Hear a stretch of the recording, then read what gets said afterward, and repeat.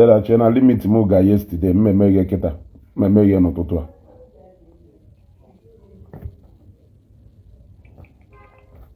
Share this video. Share this video. I want to bring in a word of caution to us this morning, so that we don't allow the canker worm that we are trying to take away to take undue advantage of us, so that we don't allow that ekwensu in human form to take undue advantage of us. I greet you. MSC of 4 wells, I greet you. Chinenye verification dona account ga to wona. What I go. So let us be careful. Let us trade with caution. Let us not be as careless as them. Let us not make them to believe that we are vulnerable, because we are not. Let us show them how smart and how wise we are. What I go. I peer. I withdraw. The other go Izu.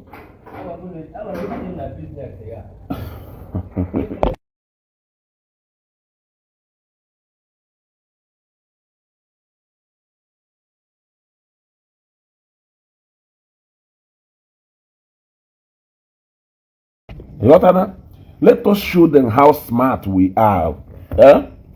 Even when we found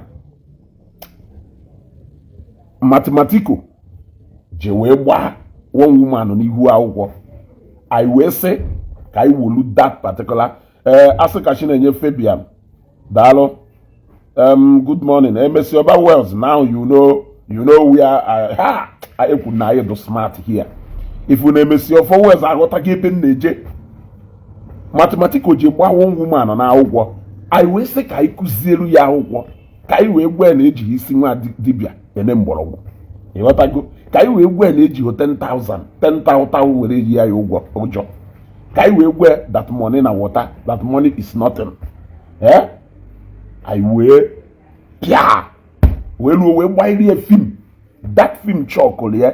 It shocked him, it shocked them, it shocked thou, it shocked all of them. O chokolofa chokwo ha ba no mi okpukpo ha. It was a lesson well taught and a lesson well learned. In order to laugh away and make joke out of the misery, out of the shame, out of the na Jesus used the way now from today henceforth. No, you do not Jenna before my gani Rubakoni on a kuko. No ya da gagari na-eje na nke ndị ụka je na-enye ha nsogbu nyakpurukwo helmet n'isi. Gbakwunie na ansịrị nyakpuru helmet n'isi maka na dịka ndị mmadụ na-echeri ọbụbịa nwa nke mmadụ. Ịghọtago ndị mmadụ dewekwa nwunye ha 2x2 dewe plank na nkụ were echekwa ọbụbịa nwa nke mmadụ. Ịghọtago so gbakwunie na mụ sịrị dịka ọ na-echeru emekwo na ya ada akpagharịzi na akpagharị gbakwunie na ife so nyanwụ ngagharị edo ụzọ ịbụa isi nkupu use anya ọzụzụ asụ ọnụ mgbawa asụ ịghọtago ịrụ ọkpa asụ gbakwunie because na ndị mmadụ ya echerukwa. A lot of people na-etekwa eketa na-asị the only lesson anyị ada akụzi abụrụ sọ lesson of ijekwu onye ahụ ọ kpọpụtara jemeri anything. Enwekwara another lesson say it might be physical lesson that we keep a permanent mark, that somebody will next 10 years look at it and say it was the day I goofed that I got this. Now no ya da akpagharịzi na akpagharị na-eje, and lo and behold he went to somewhere yesterday and he posted it. In fact, he posted a good 23 minutes of a discussion. Oton say it in English. Kelu bose Mathias bidokwaziri esu English. Ọ na-asụ English o go for the mana. Kelu nke wi jekwukwazi a woman no kpoila afia na shop ya luo we turn all the conversation into English language. Who kelu onye ọ na-achọ communicate it? I am asking you. Ewe ba ya ba. Akpalo ya ba. Kudos to that woman. Because let me not base everything in there based on an assumption.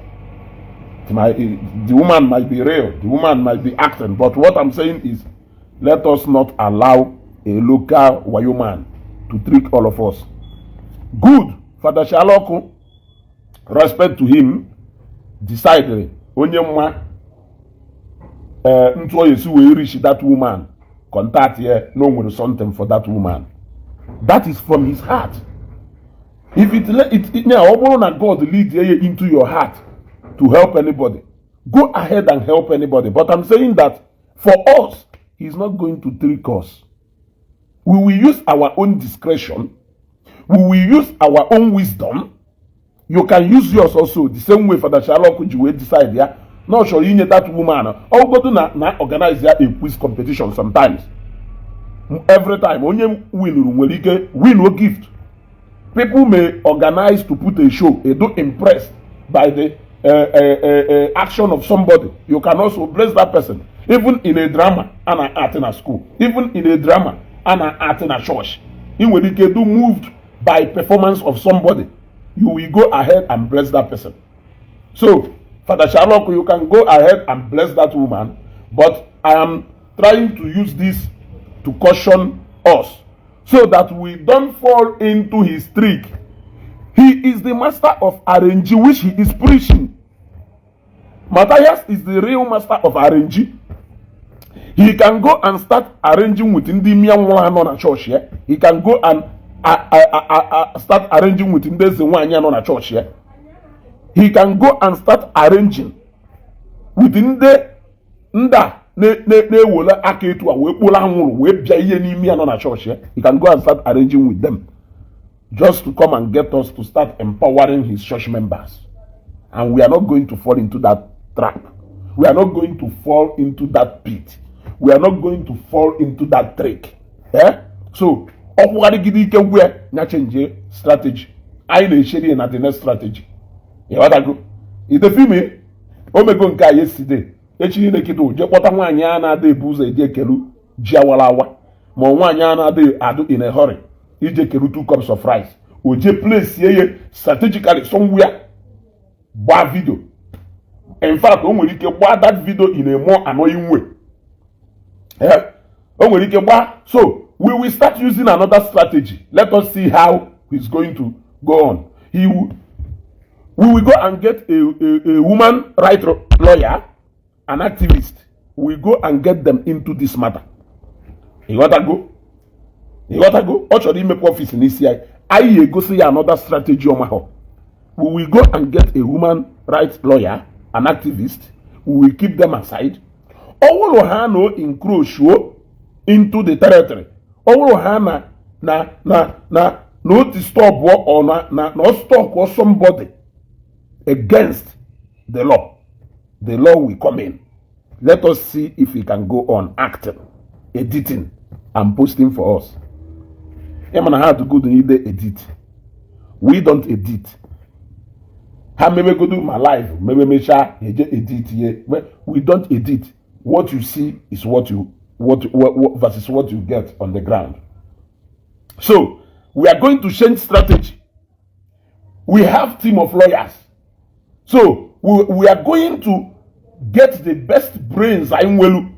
We are going to get the best brains Ainwelu.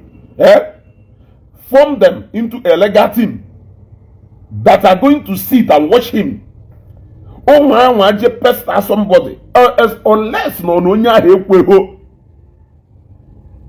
we complain against him. Unless no and ikweho ayamane arrange. Ikweho ayamana arrange. So I will go do na ya to a guy nyonya. We will first of all allow the law to take its course.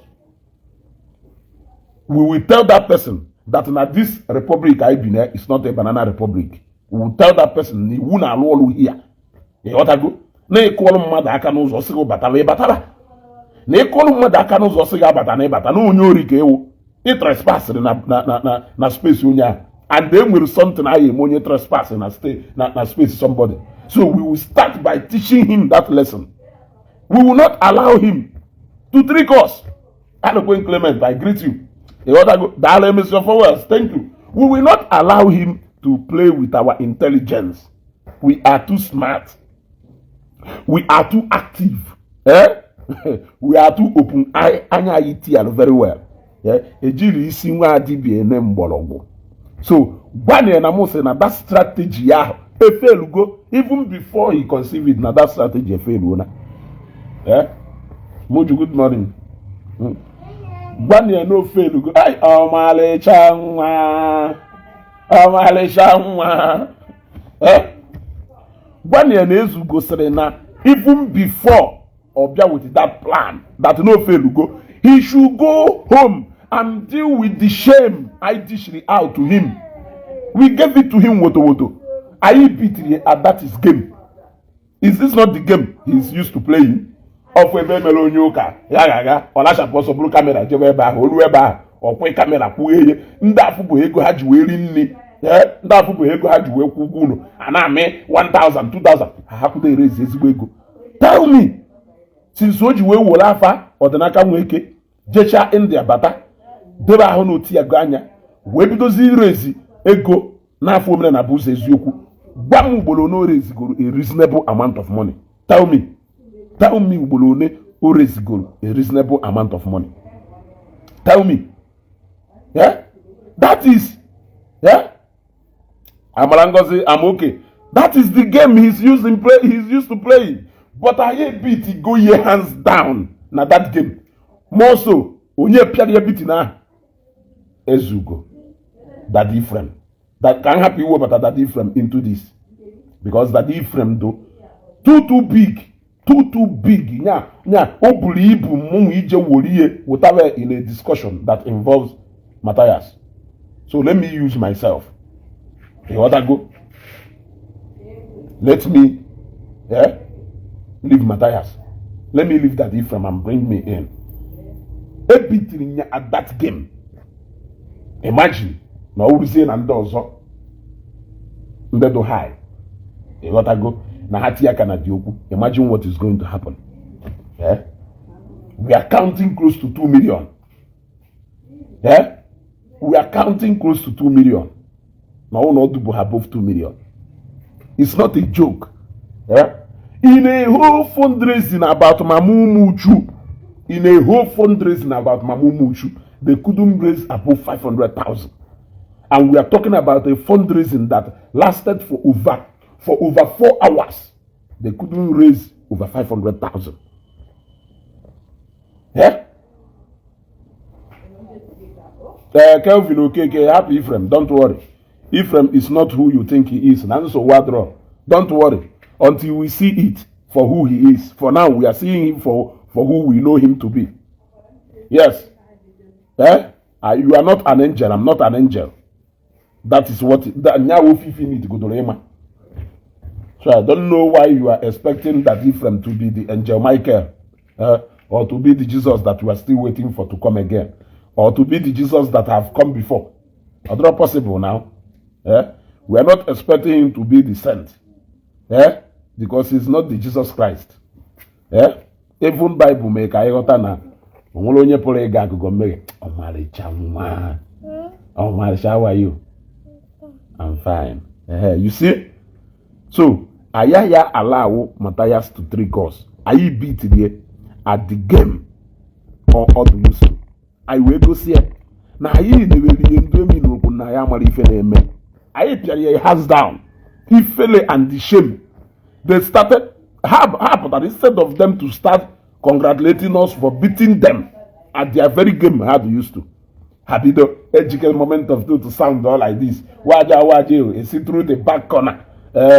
Mathias Alogarianke. Oh no, there. The clapping was so loud that it got to all of you. Yes, you people never expected this. It came as a shock.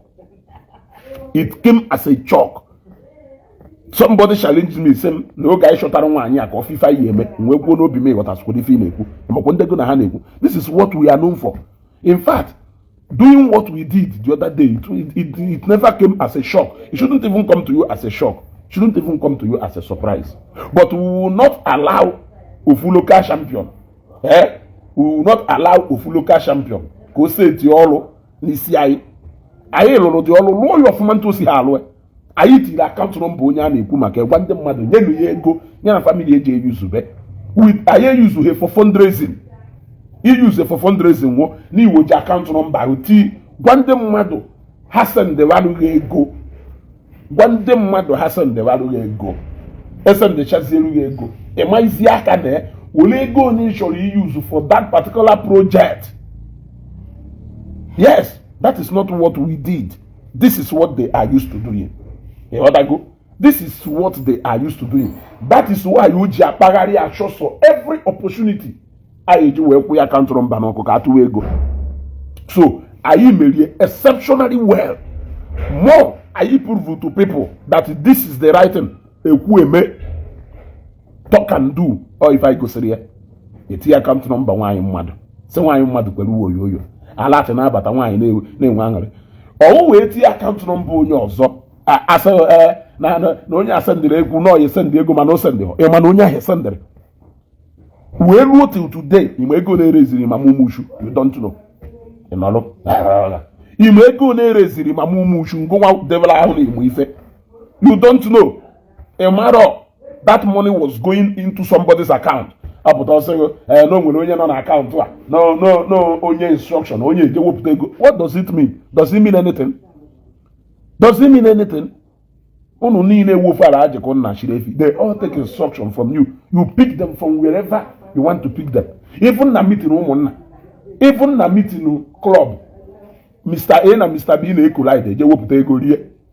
Yes, if not kelu ka esi ewepụ ego steeti eri ọ na ịmụ na onwelu people nọ in their right offices into that money si flow before ọba n'aka ebe anyị si wee wepụ ewe jerie ya. Kelu ka those people si collide together wee rie that money. Even na meeting ụmụnna ego na efu, even na meeting community na Lagos, even na meeting community na Nnewi ya kelu ka esi eri ego ebe nwee financial secretary nwee ife niile nwee treasurer nwee ife niile ha ncha niile nwee their offices chairman wee nwekwa office nke kelu ka ha si collide wee wepụta ego rie o wee wuruzie nke owo ofu onye wunya nwere authority o nwenu na-eke nya nwe that money nya na-eke ntu osi wee chọ ọsọ na onye instruction eje wepụta ego wee je mee ife ife sọrọ ka ya da aka ọlụ gị na-ekerie because you want to listen. Anyị awụghị egwu anyị beat at that game may exceptionally well. I hope he learns from us. I hope he learns from this to avoid future, because one day nsi ahụ na-efikowe ya mana sirin and ọma na sirin mụnwa wezugo ya ire goat mme ire goat. Let us not allow him to trick us. Father Chaloko were ife chọrọ inye the woman because no metụrụ n'obi. But let us not, we have anyị tishigo Mathias a lesson only diri water, and that ends it. We'll keep watching. If we see any other thing that our wisdom and out of our own discretion we are going to see that look at, we can come in. But nyanwu ikuzi no ya da kpagharị je na agba video na akpagharị je na agba video na egosi anyị ka anyị wee je na emele onye ahụ ife. Let us not dance into that tune. That is where the RNG will come in. That is where the RNG will come in. Ọpụta kịta oje RNG we with ndị otu ye, and ịma na ifu ndị otu ye etu a imelu mmadụ ebele a na-agụ. Yes, ịma na ifu ndị otu ye etu a ije na chọọchị ya afụ ndị nọ na chọọchị ya imelu mmadụ ebele a na-agụ. So let us not even allow him to use us. Let us not allow him to use us to establish his followers. Yes, asọrọkwa m na ifu ndị otu ye need help that we cannot help them. Yes, asọrọ m na ifu ndị otu ha need help that we cannot help them. Yes, ifu onye otu ye need help. If we want to help them, we are going to help them. After all, humanity is what we are preaching. But what I'm saying is that we cannot allow somebody to come and use our brain to shine. We are wiser than that. We are wiser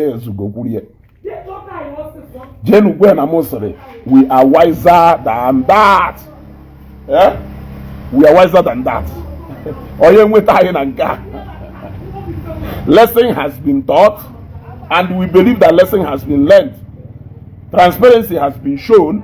and I believe that na ya akụga aka and na ndị anyị kụrụ aka gere ntị ọ karịghị etu ahụ ịchọọ buru kamera baa n'ime ọgbete ịkwụgharịcha ịpụta ịchọọ buru kamera baa n'ime afọ nnobi ịkwụgharịcha ịpụta ịchọọ buru kamera jebe arịarịa ịkwụgharịcha dị a ichigata bak anyị na-echekwa anyị fụkwa ebe anyị abịa dọga aka na ntị anyị abịakwa dọga aka na ntị umechi chinye aka daalụ Uruchukwu Amaka Ibe good morning ha Arises Travels ezigbo mmadụ daalụ ịghọtago so onweghị ife karịrị etu a ife nji wee sị ka mme broadcast ya n'ụtụtụ ahụ ka anyị wee nọrọ at alert esetie job marụ na-esetiri job ifu job marụ na-esetiri job debe 2x2 na nkọgụ ife isi iri isie ka ọ bịara ikwugheri nwee ihe onwere ife ya eme nwe ife ọ ya eme ụsụ enwere ọnụ o decide ya ireduce onwe to a nuisance. We treat him into a treat and then I constitute a nuisance in our society. You got to go. Mommy Joy from Belgium, I greet you. You got to go. If you decide to go around stalking people on how people decide to handle you when you come next time to stalk them, it's none of our business. But one thing is sure, if it happens and you try to do whatever thing, we will unleash all the instruments at our disposal. And you will come out and cry, justice denied. But if the just any female, the answer is no. You got to go. Obidio Rama, Towas, Namoshi, I greet you. You got to go. If to justify any female, the answer is no. The answer is no. But your people will always come to cry foul. Caution no one Mathias Ezeaku. To caution him now. Preach that message to want to hear it. Stop stalking people. Stop invading people's privacy. Stop invading people's privacy. Yeah? Stop invading people's privacy. Mommy Joy, good morning. Ezeaku, good morning, Kekwan. Mommy Joy. Thank God. Daalụ ihe awụ so ụtụtụ ana m akwado unu mana enwe asị m ka m bata jugodu some certain questions. Gawa n'iru. Ịma na o teela batabe m life gị na ọta bet enwe question m chọrọ ịjụ gị my brother. Gawa n'iru. Eche m enwere freedom of gịnị worship. Yes, enwere freedom of worship. Yes. So question m na-ajụ na-awụ ndị Igbo be anyị mpụ na arụrụ ala ana m ejile dị soja a na-eme n'ala Igbo ọwụ ndị chọọchị na-eme ya ka ọwụ ndị omenala na-eme ya ka ọwụ anyị nwawu mmadụ na-eme dị mpụ na arụrụ ala Ezeaku mmadụ na-eme mpụ so ele ihe a na-eme na attack Christians ele ihe a na-eme na attack ndị omenala ele ote mere ndị Igbo jiri ha agaga abịa together hụ na mpụ na arụrụ ala na-eme n'ala Igbo Christian wu onye mmadụ arụrụ ala na-eme na Christian wu mmadụ na-eme ihe arụrụ ala na-eme na omenala wu mmadụ na-eme ihe so gịnị ka a na-ekwu anyị niile ewu the problem so why can't ndị Igbo niile bịa together say okay ala Igbo na-aghasa ka amana ụta a ga-eji mejie ihe because a nọ na okay Mathias nọ this side na o preach wele na chọọchị la Ezeaku my brother gụnwa na onwe gị nọkwa ndị a kwunu kidigbam asa onye Christian na Christian ga-adị enwezie groups ndị na-support Christians nwezie group ndị na-support ndị omenala ọwụ n'ọta ka na maji aga Abuja biko my brother what is going on? Mommy Joy, ife mere owu na ikwulu okwu evangelism ikwulu okwu na n'ime Christians and ndị omenala no mmadụ onye na-eme ajọ ife ịghọtago so that not wrong to be looking at people that na nye onye mee ife ọjọọ asị na ọwụ onye omenala merie onye mee ife dị mma asị na a Christian na mere onye mee ife dị njọ ahapụ onye mere ife kpọwa religion ebe o belong to ịghọtago It's very wrong. Yes, now, but the problem is how do we reconcile this particular interest? I've tried to say that the problem is raised from the other side. Now, all those problems suppose the government okay na watch video name video maka ajirodo na Nnewi, a lot of things. The just concluded local government election amen and Nnewi. Into people's way feel how they were treated unjustly.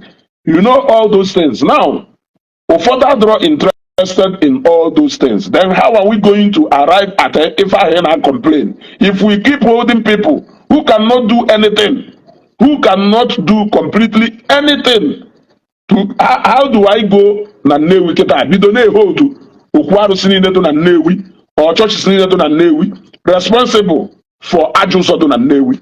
Mommy Joy, is it possible? Is there anything they It's not possible. It's not possible. That is why I said, let me come to air my own view in this platform before I start going to work. For real, we are still I na fight a battle na-enweghị isi na ọdụ. Ihe niile a we ga-abịa together. I'm telling you, onye nọkwa na that oche ahụ na-anaghị arụ ihe ha si ere ọgwụkwa either wụ na ọwụ onye omenala or na ọwụ onye church. So why can't ndị Igbo niile bịa together? Abịa together say okay, lekwenụ ihe anyị chọrọ ime achieve, lekwenụ gold anyị chọrọ ime achieve. Ga-eme ya achieve. Okay, let me just use a one person now example. Look at this very black dark man now. Onye ọbụla eriri ego ọgbakwuru very black dark man kpatara ụgwọ. Onye ọbụla eriri ego ọgbakwuru very black dark man. Ọhụ na anyị niile together na ga-abịa n'ala Igbo anyị as a whole. Igbo niile ewu ofu, iwu onye Enugu, iwu onye Nnewi, iwu onye Imo steeti, iwu onye Ebonyi steeti. Anyị niile ewu ndị Igbo anyị bịakọlata together simba. Igbo iji akwa n'elu ịpụọ na kamera o yiri akwa ọfụma o gawa n'ihu Mommy Joy. Igbo aghasawala anyị na-agbakọlata ọnụ si mba ihe ke na-emenụ ụmụ anyị ebe ka ha ga-anọ ndị a na-amụbeghị ama ebe ka ha ga-anọ apụtasị ga-anwụrụ n'onye eke egbuole nkwọteshi abụkashi ụmụ agbọbịa n'ụwa aka ụgbọ na apụtasị gị nọ ndụ Fulani ha ọ na-abụkashi ọwashi ọgwụ oke nọ n'ụlọ gwara oke nọ n'ama na azụ nọ na ngịga. Ndị Igbo niile otelu unu ga-abịa chite together pụta bịa kwuo one voice ka one voice wụrụ one voice because ihe ịhụrụ anyị na-eme ihe ọ gakwaghị nyere onye ọbụla aka o ara na-eme ewu Kristian na-eme ewu ndị omenala na-eme ọwa ịnwa na-eme ọwa ịnwa waala adịghị mma si wepụka Kristian ndị Kristian ebuterela anyị chọọchị ndị ọcha ebuterela anyị chọọchị pụta bịa ghasaa obodo anyị ọwashi ndị omenala apụtala ghasa obodo anyị ọwashi ọwa ịnwawu ndị omenala ndị Igbo ọwa ịnwawu ndị chọọchị onye ọbụla pụta kwuo si arụ kwụsị ọwa ịnwa na-eme dị arụ ọwụdụ Kristian ọwụdụ ndị omenala ọwa ịnwa mgbe anyị bidoro wee jide nwe onwe anyị accountable of what is going on in Igbo land. Everybody will have a rethink and say okay, what are we gonna do? Mana the point is that ala arịghị mma wuru ndị nze enwere people that is benefiting from mpụ na arụrụ ala na-eme so they are never gonna allow it to stop. Ọya awụ fọmfoju akpa ndị Igbo wepụ n'aka na fọmfoju akpa ka anyị bịa together mụta ga-esi emeji ala Igbo ekwuchana ma ọtọ ọrị m n'ọnụ ezugo ka ọ dị. Daalụ Mommy Joy, daalụ, thank you. Towas nna m ochie obi dị ọra mma gawa n'iru Towas. Mommy Joy, thank you very much. Mommy Joy kọwara anyị wee sị anyị o nọ mmadụ na-eme alụ ife ọkọwara anyị Towas nọ mmadụ na-eme alụ na ọ bụrụ religion na-eme alụ ịghọtago. So we should look at people for who they are ịghọtana ọ mmadụ edozibe anyị it is not a religion ịghọtago. So anụrụ m efe okwu rima mgbe mbata njọ nọrọ abịa ndị what is today's program ịma ha ma amawu n'ime okwu ka ghara ịda aka ọnụ aso ebi obi number one citizen so and abịago m ọ highlight go something there mmadụ anyị hapụ ike nyere ahụ isi mkpọ ịtago so ọkọ hapụ mma bepụrụ ya ọnụ jetụrụ ite nkọ ịtago so na ife a na-ekwu ihe a ugwu nkwaye kpatara nwaanyị ji amụta nwaanyị ibe afọ ka ndị mmadụ ya esi wee fụcha ebe mmadụ kwụ shadow. Sometimes I'm after now educate some people that after or material things. I have that ekwu eziokwu dị n'ife. So onweghị ebe alụ adụghọ n'ụwa. Enwere ajụ mebe John jụrụ kịta ọ sịrị ọ religion na-eme mpụ ka omenala na-eme mpụ ka ọdịnala na-eme mpụ ka mmadụ. O nwere ike onye sentiment jụrụ ụbụrụ nwere kọpụta ọhụrụ onye daga nsọ ụka ọsọ na ụka ọhụrụ onye daga nsọ omenala ọsọ na omenala. Mana imeghere na ha na-ekwu who is that woman that inside that thing or that woman ahụ something ndị na-eme that thing. Ọha mmadụ ha ajeje lụọ bọt alụọla bọt eje tinye n'ime ụlọ ụka ọ na-eme ọpụlet ma ọ alụọla bọt eje tinye n'ime omenala ọ na-eme ọpụlet. Mmadụ chiekere ka ọbara na-aga n'ahụ na-eme ife niile. So o nwere ife ya wụọ na-eme onye gakọta ebe ọ nọ ọ dịka ka ebe ọ na-ahazi aga o mee baptizim wee pụọ o ruzie ebe ahụ o bidokwa the same similar thing ahụ a na-ekwu ya ọbụla okwu ọ ga-abịago mgbe anyị eje ebido mkpocha na nzacha. And I believe n'ụwa all my belief on this earth is that the only way to stop evil is to expose evil. The only way to stop evil on this earth is to expose evil. Because the bias na alụ gbaa omenala. So sometimes let us be realistic. Ọ bụrụ ihe niile ka mmadụ na-ewest energy and saliva. Ijide ife ba nnọkọta na ife nwụ kapịnta ntị ntu akpọ m amametụ esi akọ akụkọ ndị ngozi akọ agbago akọrọgbato ife gbaghara ihe ama watch fere ndị mmadụ na-ekwu ma ama ife ha na-eme. Ana m asị sometimes mmadụ pụta sị na ndị ọcha gburu ha wayo na-ebutere ha ụka ka ndị ọcha si gbu wayo na-ebutere ha ụka. You as a human being, is you going to know what conscience, so where is it?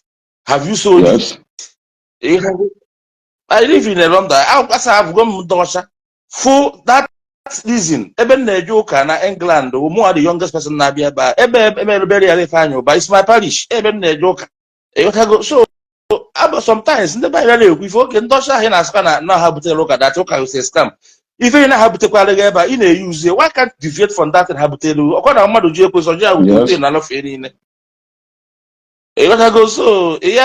and on Katamani Jeze Kerumas. You go so man sometimes I have people why sometimes the man name me if money people for do. And I'm so well only now Shara so no you can't to pillage concrete where go. Have what my friend if you na but hola. Because I go so this life enwelu as no funne na mmanụ hofu Chineke nwe bata family ebe nwe family nwoke 4 anyị ezu na-akpọta anyị onwe ndị na-akpọta anyị nwe ndị ewu ndị agboro ya ife agboro daa kpọ onye agboro ọbịa so n'ụwa onwe onye ewu na-eche ka o zuo oke na mmadụ sometimes even ihe a nwanne anyị nwoke na-ada ekwu mbụ nwata ya anabata wọta na-asị well na mmata ya ụta sometimes enwere ihe ya mmadụ na-eme ọya ma na onwere ife dọ under his carpet o kwesịrị ishi ya na drawing board jụọ ogwe ya ajụjụ this thing na-eme ana m eme ite where did I start now number one thing kpata ndị Igbo ji atụ inu onye amaghị ebe mmiri bido mawa ya kwụsị ya tọwasị ewe n'iwe Igbo Channels TV hapụ n'uguru na guru awụ na nsị mmiri mmalụ onye ọwụna na-ese hapụ guru na guru awụ na nsị mmiri mmalụ onye ọwụna na-ese onye chọrọ ịma ihe ọkpa ọ na-agbagharịzi from platform to platform na-achọ ebe ọ eje hide. My own is not a place you can hide, brother. Look for another platform. Gabani Utowas. Okay, wait. I come up with one thing. Okay. I mean, in this life, why follow do me? So all depends. I said it all. Mado amahebe like now. Ejelum boy, boy, siben na ngwejo boy. So when your boy odum my angeli, ejem second missionary journey, ejem second mota. I don't reason the way. So switch camera. Camera. That is what I'm trying to do. I don't know. If you look at arrow left and right, you look at circle. Click here on ever. Yes, I have done that, but it's not even working. Ime if or not on kwana ime happy okay towards ngwashigata back. You got to go. So now eziokwu na anyị mana association association may influence the people sometimes. You got to go. But it depends on the association where you are. In an association, ebe na preach peace. In an association, ebe na preach peaceful coexistence between people. In an association, ebe na preach gume we fed man. In an association, ebe na compel you to start doing evil. When you shake these two, that is where you bring the association ebe belong into question. But outside these two things, mmadụ onye na-eme something, why can't you hold those people accountable? You carry your camera and keep running around blaming Ndosha Nalubai. How many years ago Ndosha Nalubai, even before your great grandfather were born, you are still saying that na ideology Ndosha Buebia can rule till today and the fellow me. Or okay, church leaders from last 5 years, I mean from last 50, 60, 70, 80, 90 years ago on Docha. They are your people. They are your people. They come on Facebook, can every day. Whoa. Onyocha na ashi Anambra State. Onyocha we go bodo. Onyocha na ashi Nigeria. I am asking you. If any na hi na-eti mkpu n'ọdụbe ndị ọcha. Ife niile ahụ ị na-eti mkpu n'ọdụbe ndị ọcha, ọ ndị ọchịchị gị ewetara gị na baa ya. It is not any church leader.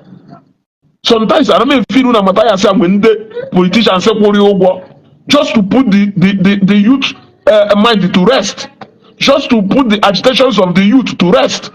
Sometimes I feel na Mathias when politicians say ụgwọ ji ya alụ ọrụ, and mkpu ya adọghị wrong.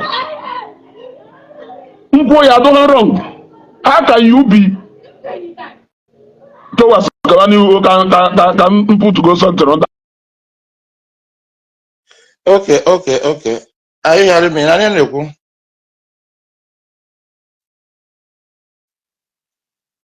Hello, are you with me?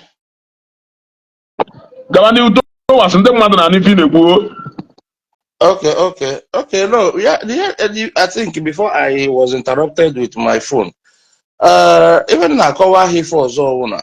Sometimes onwere ife ebukom na dukwe mgbe ụfọdụ ọsị na mmadụ nwere ike ịwụ a native doctor bịa turn into a pastoral work or evangelist mana ya mana we a native doctor in a disguise. Exactly.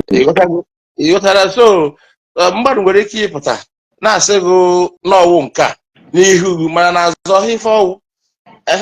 So mgbe ụfọdụ akpata na mgbe ụfọdụ onwenye ya nwoke na good morning ya mara ihe na-akụ m ife omekwe ọha na-asị ha gwara nnọọ iri asịrị ha n'ime akpa mma agụ ọnụ asị iteghete dị iri edo ka nna ya fụ na iteghete ka miri ka iteghete na ite ya ikpa makpa achịrị m ite hapụ iri o nwere ife ya wụ mmadụ sọ ndị be anyị nwere ife ikwuru kịta na esi na ọkwa mmadụ ndị ọcha na-achị steeti dị etu a onye ọcha na-achị obodo dị etu a. That is what I said in the beginning of my speech. Conscience matters a lot. O nwere ife ya mmadụ mee kịta conscience ya na conscience ya na-anọ. He won't even have a sleepless night. Ụra ya datị ya ncha mmadụ pụta ọ nọ na this side ahụ ọ nọ ị na-agbasa the other side ma ka o si bido mgba. So how did you know the foundation of that side you're talking about? So bara mmadụ ya wọpụta ọ na ebe ahụ ị nọ okay ebe ahụ isi wee gbakpuo n'ebe ọzọ. You don't know the foundation of that place ị gbakpuru iru ebe ahụ ị na-efi oke na-ịghọtaghị ife a na-eme ebe ahụ ọrụ nwe okwu ife ịma ị na-eseri n'elu okwu emepere the foundation of where that place started. Nwanne ị ga-ịkwa ịgbacha ọsọ ile ọkpa ịghọtago mmadụ ọ na-awasị nọ na onye anọghị ebe a nọ wee nye ozu ojere aja ebe ojere ebe obido n'okwu ịghọtara. So mmadụ ahịa awa ọnọghị ịnọ n'ebe a yara human being on religion ife ka Christianity ewe Christian yara human being ọnụzọ omenala ọnụzọ ọdịnala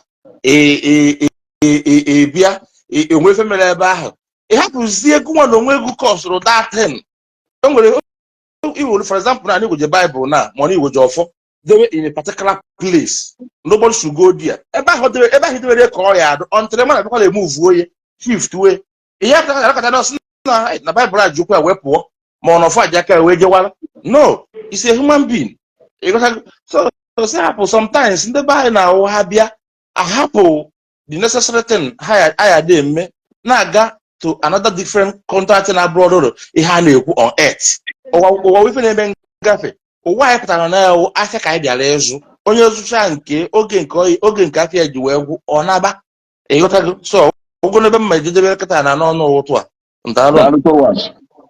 daalụ thank you very much thank God na aka nwere ụmụnne anyị ndị ka na ndị echiche ha ka na-aga ite ọfụma ife ahụ ife ka na-enye confidence n'iwu akwụkwọ anọ na ọha ụmụnne anyị niile ka alaje na tinye uche ajụrụ ajụ. What even throw me off from their message, from the messengers in our pass this message, is their behavior, what they are teaching. What they are teaching, they support every single thing evil. Is that how they want to drag us back to where their message, there is nothing logical. Only obuna na accept that message is evil. Only obuna na accept that message to evil, and only with evil intention. How can you not hold people accountable for their actions? Obuna something na eme na your state of mind. Hold your governor accountable. Hold your House of Rep member accountable. That is what I am doing in Nnewi. Yet in Nnewi and Nnewi, a lot of people, they do myopic. And a lot of people, let's go back to our root to get things right. They will keep coming out, dropping comment that doesn't matter. Comment ya to drop. Oh, na nchotonye drop comment ya. It will make a pia is bota 36 chisikala pia ye and do. Na pia ye otiaka epitokwa nisi kantola. You hold the right people accountable for what they have done. If your leaders has mismanaged the fund entrusted in their hands, you should hold them accountable. You should hold them accountable. Na Nnewi do like this no lega ejiru Nnewi adro. Ega habara na akpa some people. Who are those people? You call them out and hold them accountable. That is the right thing to do. When you start living in Nnewi, going to Oketiti to go and call people, you are being a coward. You are being a coward. So I see Mathias as a coward, and that is who he is. Isn't it to fearless? Isn't it to fearless? With all those people in unleash that particular message on the government of Anambra State. If you think you are not a coward, you know the Anambra State. Adebo is supposed to be a you know the person who is supposed to come and do it. Insecurity out done and poor about the business. You know the people you should hold accountable. Why are you not holding them accountable? Are you not scared? Are you not scared? A happy Kenyora, it can be simple. A happy Kenyora, it can be simple. Or from what I from Towas, Obi. Onya Batalketa, Obi ko na Newia. You got to go. Ndị ji ofe ahụ ị na-ekwu ndị ji the real ọfọ onye agbata abịa kwu okwu adị na-efu ka okwu esi aga ekeresi. So if the real people do entrusted with that staff n'omenala, when they speak you will know that this is our people. This is our people. Ọ bụrụ ndị fọsịnga ya onye che n'ọwa ha ọjị n'ọdụgụ qualified as onye na-ekwu maka omenala ọbara na ịwụ ọjị a na-awụ ọjị were agwọ nsi, a na-awụ ọjị were eke mmadụ, a na-awụ ọjị were eme all manner of things. Even ebe a bịara ka akpa nkata anyị ji megide mmadụ anyị present ọjị wụọ ọjị wee gaba n'ihu na that agenda. So na awụ ọjị does not justify you to be ezigbote onye omenala. If ndị ahụ ji the real ọfọ, look at Igwe Nnewi ọ bụrụ Igwe ka ọ bụrụ onye Ejiofor Nnewi, you need to hear our Igwe speak. You will know that na onye Ejiofor. A man onye Ejiofor. Yeah? A man onye Ejiofor. So do not be misled. Do not be misled. I still go back to the message for today. Let us not allow this man to give us another direction to anywhere. We know what we are doing. Yeah, good morning, brother. Good morning, sir. Please, that's why I cannot see my face. All right, sir. Mathias made a speech last time. Comment and there I say, Mathias, I will give you 3 million naira and a plot of land, any part of Anambra, Imo State. So, if you can preach against Muslims for 1 hour, he dare not try that now.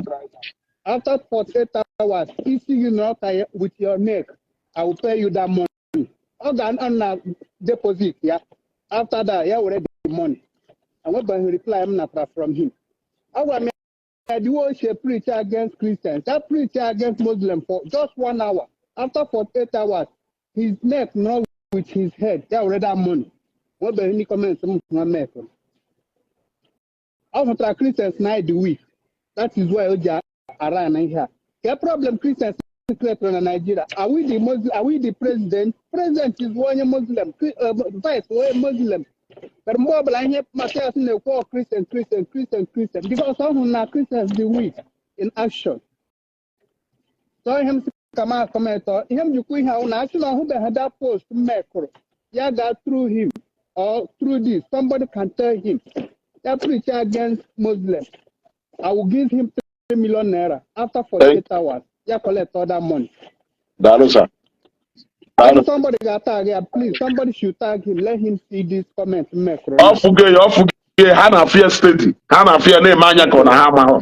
All right, thank you, bro. Sir. All right. Yes. One nine okay, right. If you say that religion is the problem of Africa, if you say that religion is the problem of Nigeria, you shouldn't be excluding some other religions. Because now the other religion, only that religion, Nigeria in total. If you are talking about Nigeria, on an Igbo can seek resources in Nigeria. And a bidon Abuja, and a bidon Abuja. Alfred, Abashamanya hapu guru, Kaina comment here. If you go see a mayor in a comment section, Onya jump at Onya jump. He is not even contending with what I'm or how manage even or there Konya Norona every keyboard of everybody not here. Come monitor if you had a commenting. That is the frustration I will allow him to be passing through. That is the torment on a pinch or on a pass it through. I want us to be tormenting him on this page. That is why my age block here. All our troll every day cheta let's go away camera yechi. Or not ya or there konya area no way. Because for more than 10 days on after or attack them on after which is Sugapona. So I want him to be living in that Mparamafufu, knowing that tomorrow Nezugo ga away camera.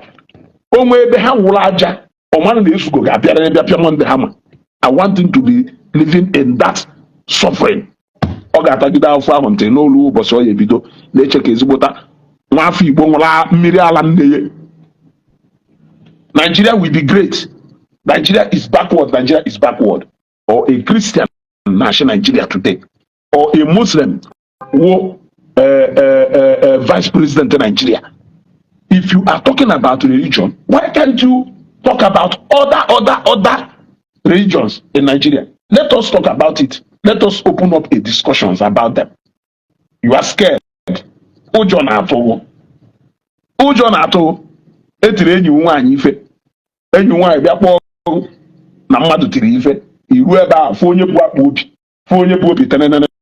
Iruo na-ejekwa onye bụ obi tenenene. Enyi nwaanyị na-agwa na onye abụ akpa obi na onye onye tiri ife. Idu bizi na-agbakwa onye bụ onye obi edu flat. Onye a coward ka ewu now. If you so sometimes I will conclude that now that young man now mentally not stable, and you know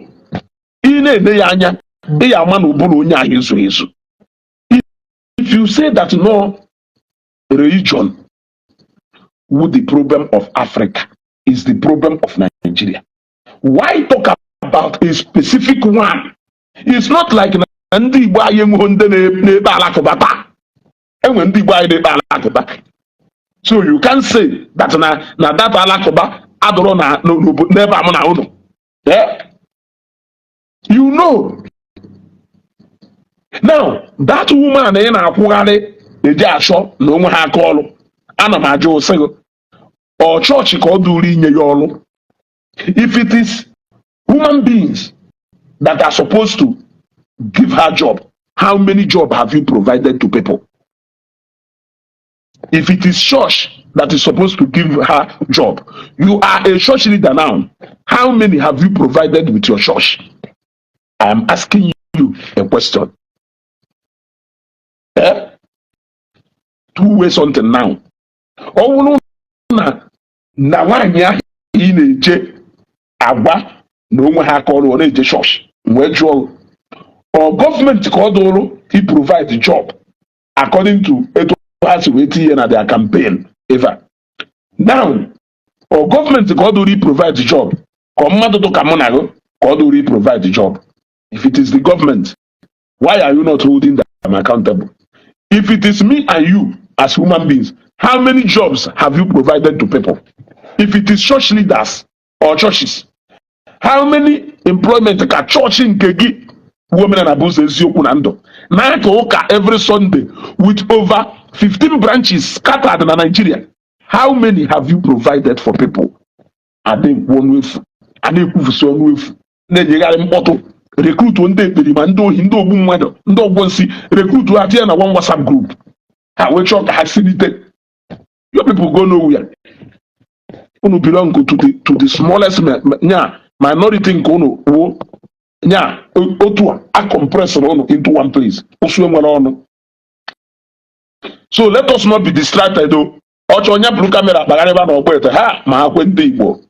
I guess you, sir. You are welcome. You are welcome, sir. Good morning from here. Yeah. Good morning. Good morning, everyone. Ezeaku, you are doing a great job. Thank you, sir. Mathias, I was just a pure deceiver. He's deceiving the gullible ones. The church can deceive one. So you know, religion. Since all patra mepe church in Kiev, Obukule placard, Ghana Street, God condemn more in your church to Buneme na Nigeria. Not at all. Members here, Mobla religion, or wouldn't they on up on Obodam non in your Muslim country, Qatar. The Haneti religion, even Dubai. Tomorrow is Friday. Everywhere is shut down. By 11 o'clock, shop will name here. Ebane paper, Mamero de Mechie, Ebane paper. You dare not open shop until he that their prayer. On it. Ebo onwe church na dị n'obodo. Church niile nọ na Nigeria dị n'obodo. Ma akwe ndị Igbo enwe activities of ndị ụka alakụba ebe ahụ. Ọ na ọbụla gọọmenti na finance ya. Ọ gọọmenti na.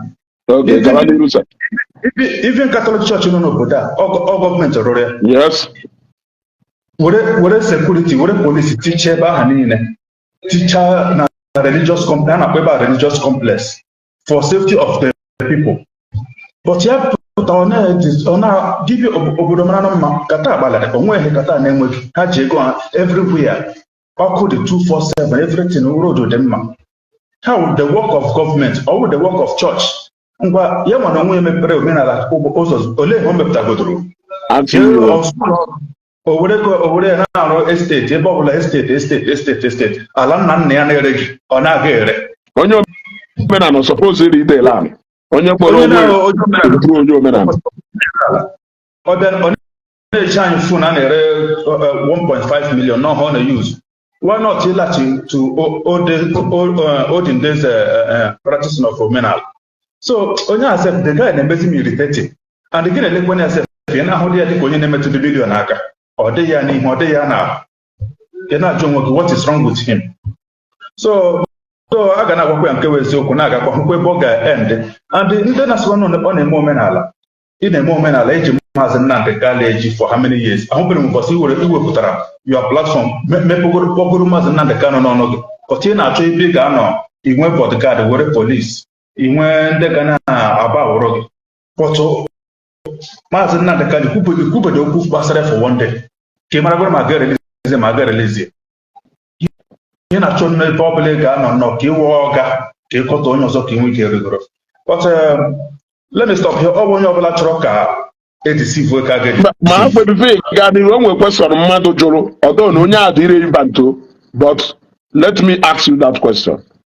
Etu a ndị Qatar of course ama na obodo ọhụrụ na-adụ dominated by ndị na-ekpe ife alakụba ha na-adụ highly religious. Ọ bụrụ na onwe onye ahụ adụghọ ha wee nọkọ na nke onye ahụ adụghọ ọ na ha ekpere onye ahụ ekpere according to ndụ a ha si ekpe ekpere